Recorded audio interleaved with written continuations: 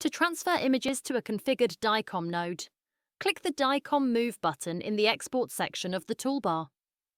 In the window that opens, choose whether to transfer the entire study, a specific series, selectable from the list displayed, or a set of selected images. To transfer a subset of images, the desired images must be selected before clicking the DICOM Move button. Select the images by clicking the checkbox in the bottom right corner of each panel.